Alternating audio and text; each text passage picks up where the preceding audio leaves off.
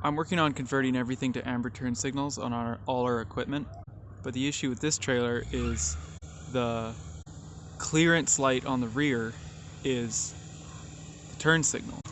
What I'm working on is converting the center one to clearance marker.